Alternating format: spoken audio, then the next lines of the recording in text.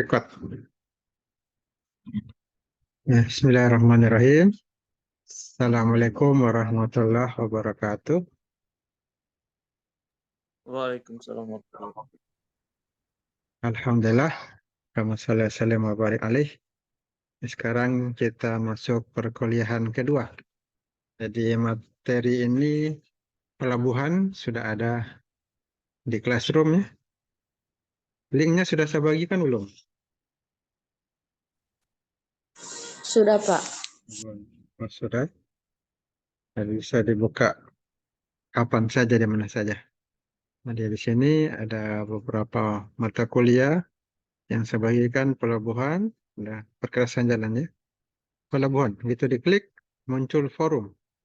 Nah, di sini akan muncul file yang paling terakhir saya update, yaitu tentang absen ini, absen.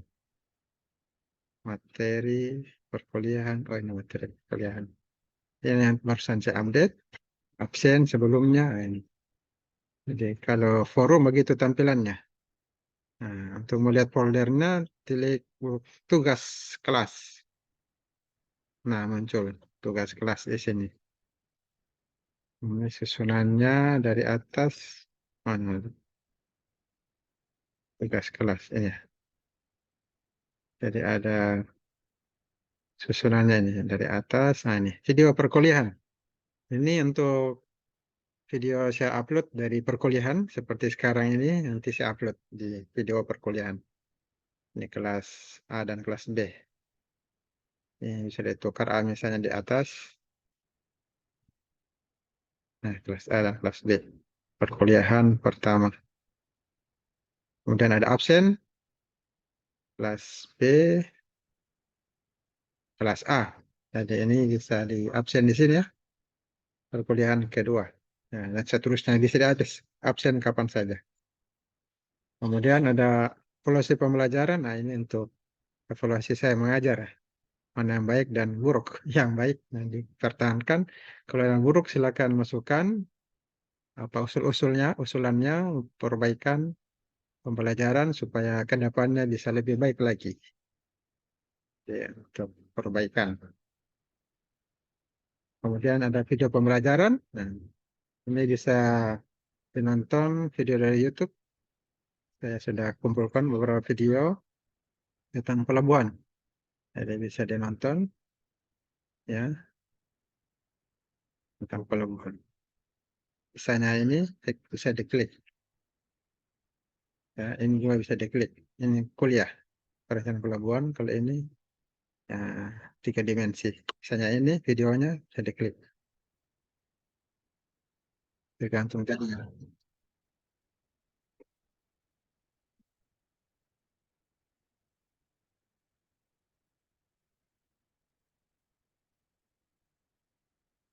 Bisa dipercepat tentang kapal. Nah, bisa diklik ke video pembelajaran. Ya. Kemudian di bawah video pembelajaran ada folder materi dan tugas. Nah ini kuliah kita. Ini sebelumnya kemarin, di Senin lalu tentang kontrak kuliah. Ada pada belajar. Kemudian sekarang kedua. Nah di sini ada materi yang pertama, pengantar pelabuhan. Dan tugasnya di sampingnya. Jadi di sini ada tugas dan materi. Nah, ini berbasis biasa. Saya ajarkan berbasis karakter ya. Kita ambil karakternya para nabi. Jadi soalnya sudah di sini saya buat. Sudah edit juga tadi. Satu soal lagi dari kisah para nabi. Ini bisa kita klik soal dan bisa jawab di sini.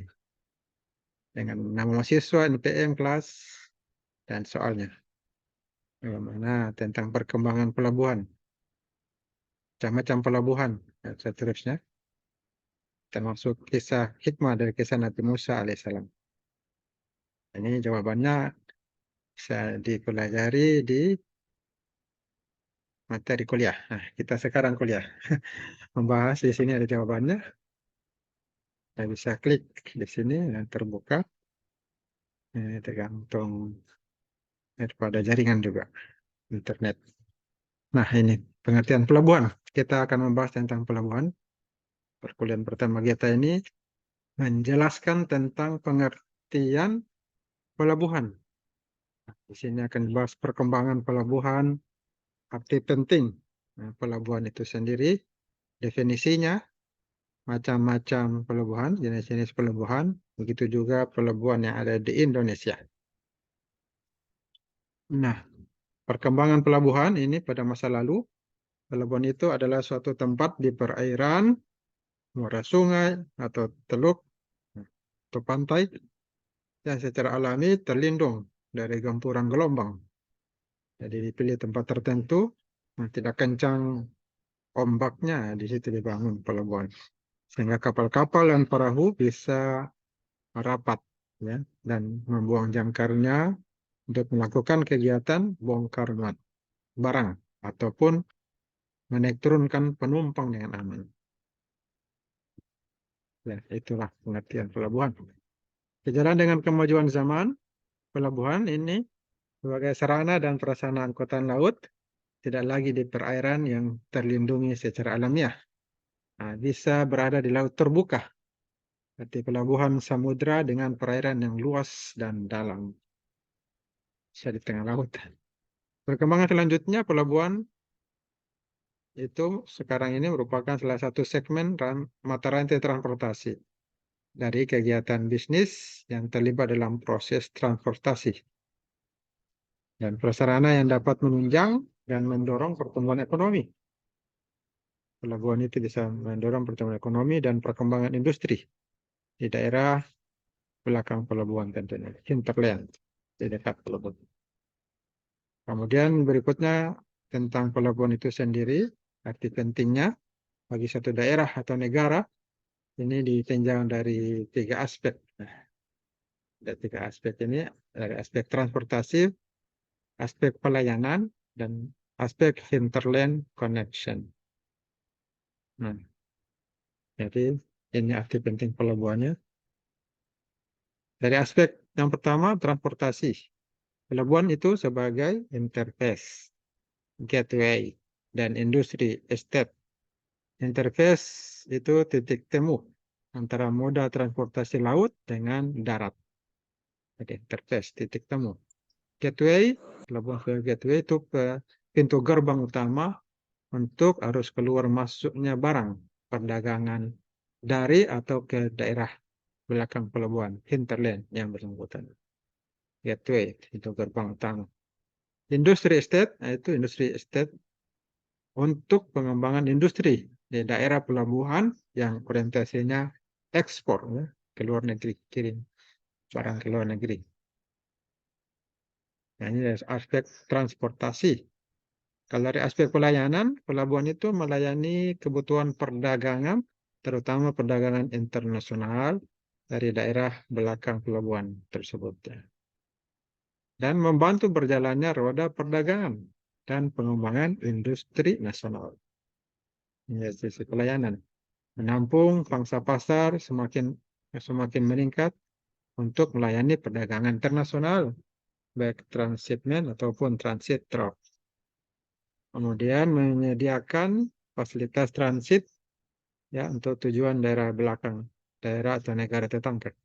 Jadi bisa tempat transit singgah sementara, kemudian lanjutkan perjalanan.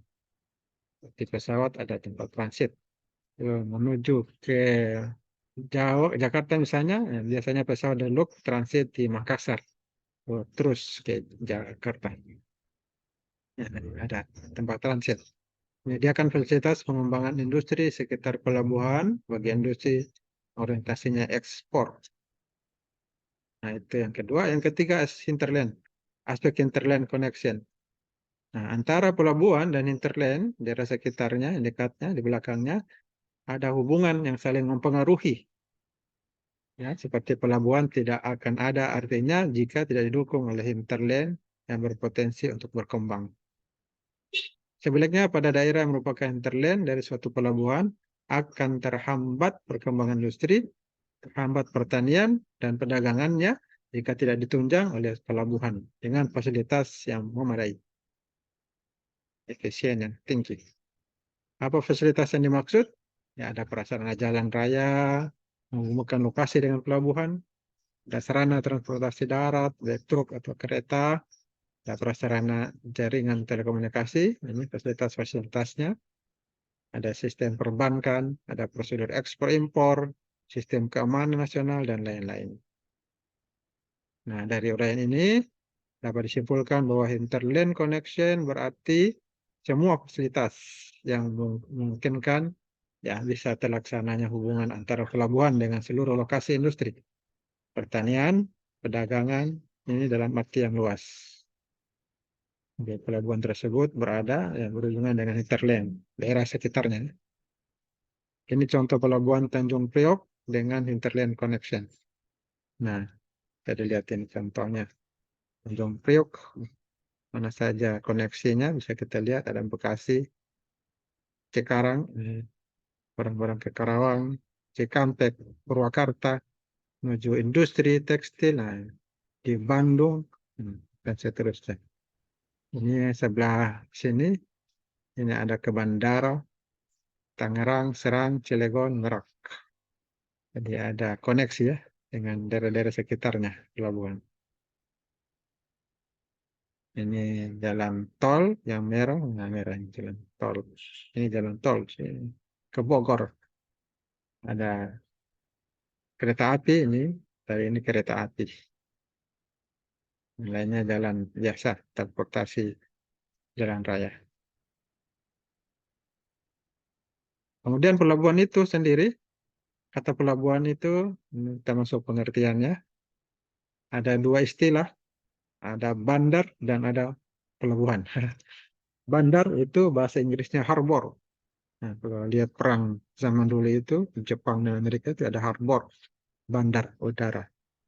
Nah, di sini dijelaskan yaitu suatu fasilitas di daerah perairan dengan kedalaman air yang memadai dan terlindung dari gempuran gelombang dan seterusnya. Ini merupakan tempat tinggal singgah kapal, mengisi bahan bakar, reparasi dan sebagainya.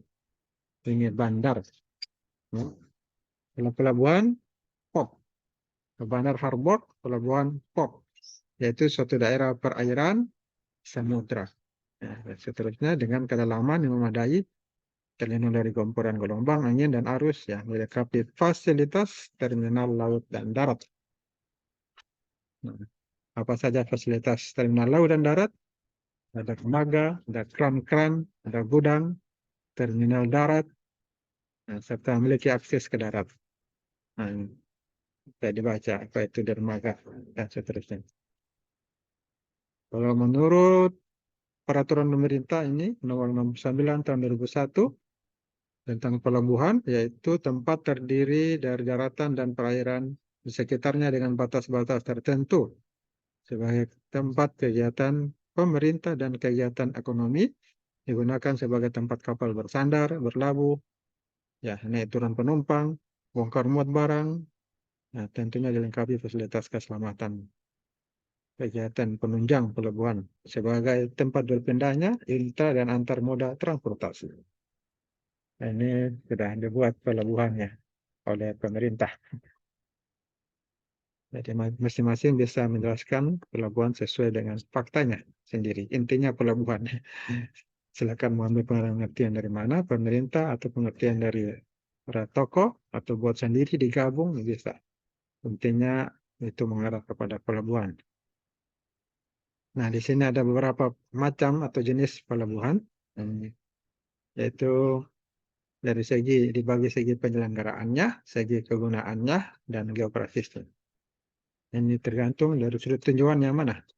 Kalau dari segi penyelenggaraannya, ada pelabuhan umum dan khusus. Umum untuk pelayanan masyarakat umum. Khusus ya tentunya menunjang kegiatan tertentu. Nah, kalau dari segi kegunaannya, ada pelabuhan ikan, ada pelabuhan barang, ada pelabuhan penumpang. Ya, di Tilang itu pelabuhan penumpang. Ada juga pelabuhan barang sekaligus di situ. Kontainer. Dan sampingnya juga ada pelabuhan ikan. Jadi ada TPA, tempat pelayanan ikan laut. Sampingnya apa? Pelabuhan feri. Kalau geografis, ini ditinjau ada pelabuhan alam, ada buatan, dan semi alam. Nah, ada pelabuhan alam, ada pelabuhan buatan, ada pelabuhan semi alam. Nah, dan terakhir di sini, untuk di Indonesia sendiri, ini tidak kurang atau lebih dari 560 pelabuhan. Ada pelabuhan besar dan pelabuhan kecil. Ini ada data 110 pelabuhan relatif besar komersial dikelola BUMN. Pelabuhan. Kita di sini apa BUMN ya namanya? Pelabuhan Pelni ya, Pelni. Pelayaran Nasional Pelni Indonesia. Kemudian ada ratusan pelabuhan yang bersifat khusus industri yang kelola, dan ada juga ya pelabuhan-pelabuhan yang di pulau-pulau terpencil non komersial. Nah, ini soalnya sudah ada di tugas ya. Itulah materi yang pertama kuliah kali ini. Kemudian kita tutup dengan materi karakter ya. Untuk karakter pada kesempatan ini kita akan mengambil hikmah karakternya bagaimana Nabi Musa alaihissalam.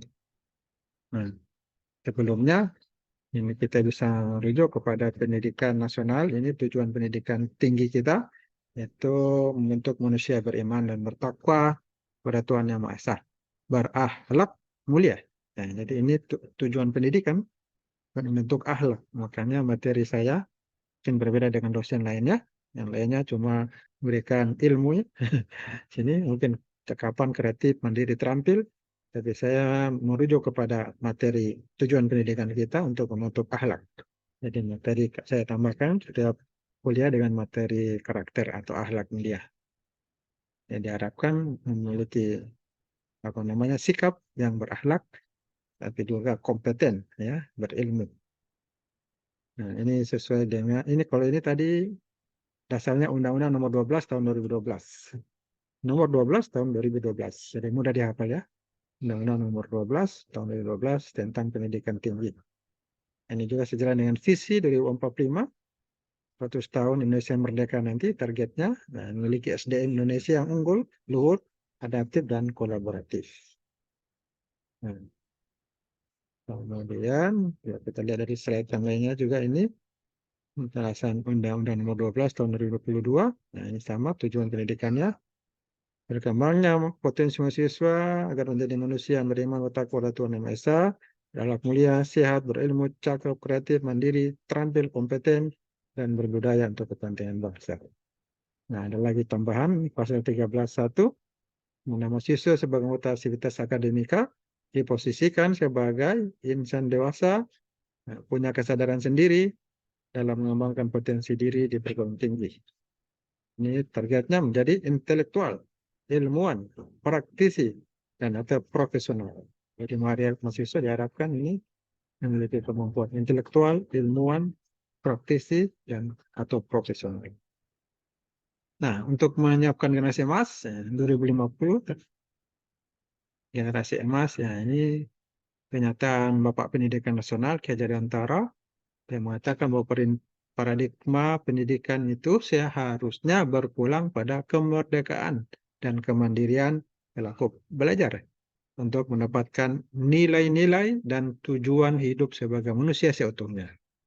Jadi, untuk mendapatkan nilai dan tujuan hidup manusia seutuhnya yang bermanfaat bagi keluarga, masyarakat, dan bangsa. Nah, kalau ini yang kedua pernyataan Nadiem Anwar Makarim, Mendikbud, ya, bahwa transformasi kebijakan Merdeka Belajar Kampus Merdeka disingkat apa? MBKM. MBKM itu Merdeka Belajar Kampus Merdeka yang merdekakan unit pendidikan untuk meningkatkan training culture, innovation culture, menciptakan growth mindset bagi generasi penerus pembangunan bangsa. Nah, itu maka mahasiswa memiliki peran. Apa peran mahasiswa? Ini harus ditahu mahasiswa sendiri. Jadi mahasiswa itu memiliki 6 peran. Ya. Yang pertama dia komunikator yang bijaksana, pintar komunikasi. Jadi bagi yang belum punya kemampuan ini, ya belajar agar bisa menjadi komunikator yang bijaksana. Jadi pendidik dan pelatih masyarakat yang telaten. Ya, kalau sudah selesai kuliah pasti akan ke masyarakat dan diharapkan yang memiliki kemampuan mendidik, melatih masyarakat agar terjadi perubahannya dan masyarakat sekarang menjadi lebih baik lagi. Kemudian ketiga, penghubung dengan mitra kerja masyarakat. Dan keempat, agen pembaharu akan perubahan, agen of change untuk kehidupan masyarakat yang lebih baik. Dan lima, memberi masukan kreatif terhadap pembangunan desa yang lebih futuristik, memberikan masukan dari sisi ekonomi, sosial, dan lingkungan. Dan karena memberi inspirasi tentang inovasi yang berbasis kearifan lokal. Nah, bisa ditambah lagi yang lain. Ya, membentuk karakter juga masyarakat ya, supaya masyarakat sampai memiliki keilmuan juga, maka mereka juga memiliki budaya yang baik, memiliki kebiasaan yang baik, yaitu akhlak yang baik. Ini merupakan unsur sikap yang harus dimiliki lulusan perguruan tinggi. Wah, waktu tinggal 10 menit. Ini bertakwa, memiliki moral, etika, kepada dia mampu bekerja sama, ya, menjunjung tinggi pergerakan hukum, penegakan hukum, ya, ini bisa dibaca. Ini tinggal sedikit ya, saya lanjut.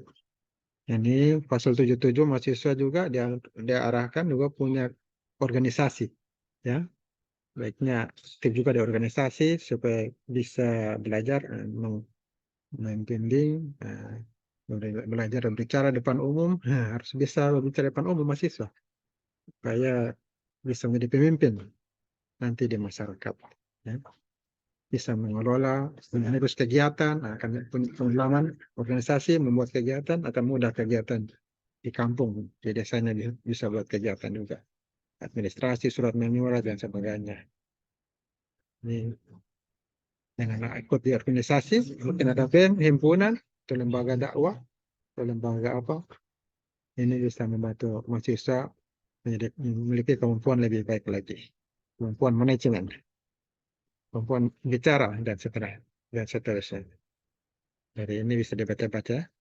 Ini organisasi kemahasiswaan ya.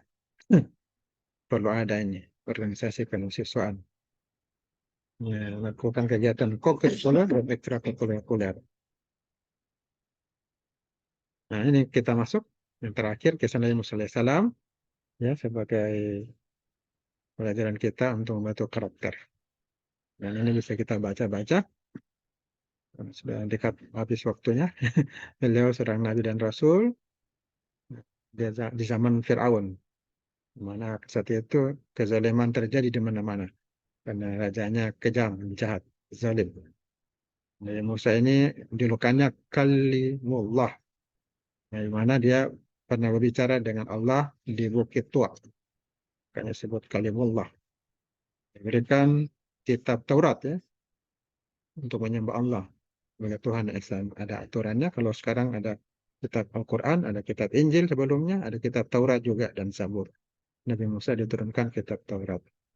Dan ada mukjizatnya di mana tongkatnya bisa membelah laut. Nah, ini semua tahu ya kisahnya. Ini Fir'aun yang zalim ini. Dia memanggil penyihir-penyihirnya dan dia sampaikan mimpinya. Apa arti mimpi? Ya, ini bilang ini Fir'aun sedang bermimpi. Dan dijelaskan oleh ahli tafsirnya, ahli mimpinya, bahwa akan muncul seorang laki-laki dari Bani Israel yang menghancurkan kerajaan Mesir yang dia pimpin saat itu. Nah, ini ibu Nabi Musa, karena saat itu disimpulkan akan ada yang lahir, maka dibunuh. Semua anak laki-laki dibunuh.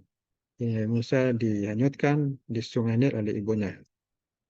Kemudian istri Fir'aun yang dapat. Istri Fir'aun yang pelihara. Diasuh. Ini ibunya setia berdoa, akhirnya ya dipertemukan juga dengan Nabi Musa alaihissalam. Yang dipanggil untuk menyusui Nabi Musa alaihissalam sehingga tidak terus menangis. Apa hikmah yang kita bisa ambil? Pelajaran pentingnya mahasiswa taat dan patuh pada orang tua. Jadi harus ya kita sebagai mahasiswa, saya juga ya harus taat pada orang tua. terutama ibu, ya. Terutama ibu kita harus kita dengar. Tidak boleh mengatakan dalam Al-Quran itu dikatakan tidak boleh kata saja tidak boleh. Jadi selama itu baik kita ikuti saja. Kemudian mahasiswa menyayangi saudaranya, baik kakak ataupun adik, saling menyayangi. Dan dalam mengingatkan teman yang berbuat keburukan harus dengan lembut dan santun. Itu manfaat. Itu kisahnya. Merupakan jawaban dari soal yang sudah ada. Jadi soalnya sudah ada di sini. Ya, tidak ada yang harus dijawab. Jadi copy paste ke jawaban sini. Jadi sudah mudah ya. Bagaimana tentang perkembangan pelabuhan sudah macam-macam pelabuhan, definisi pelabuhan, pelabuhan sebagai penting dalam suatu negara, pengelolaan pelabuhan, jelaskan hikmah kisah Nabi Musa. Nah ini sudah bisa terjawab dengan ada materi tadi. Nah, diklik saja materinya akan muncul, bisa dijawab. Bisa di copy paste, mempermudah kita. Jawab bisa diedit juga menggunakan bahasa sendiri. Ya, silakan lebih kreatif lagi silakan. Jadi begitu kuliah kita. Ada yang baru masuk mungkin, ada yang belum absen.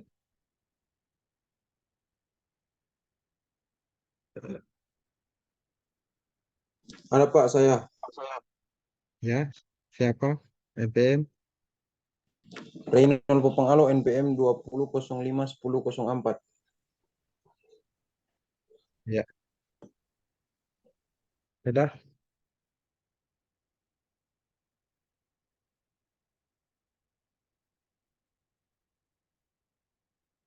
Ada yang belum lagi? Sudah? Mungkin ada yang ingin bertanya atau menambahkan? Saya Pak belum. Oh, Randy Labasa. NPM? Iya. 29. 9. Ya.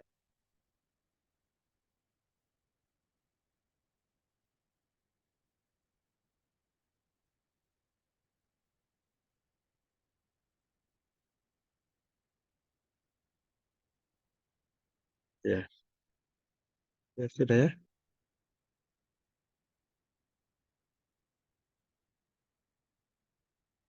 Ya, kalau tidak ada kita cukupkan dulu sampai di sini. Habis waktu sudah. Jadi saya akhiri mengucapkan hamdalah. Alhamdulillahirrahmanirrahim. Ketemu lagi sebentar siang lagi. Kalau sempat ke kampus, bisa juga online. Ya, atas kurang lebihnya mohon maaf. Wassalamualaikum warahmatullahi wabarakatuh. Waalaikumsalam warahmatullahi wabarakatuh.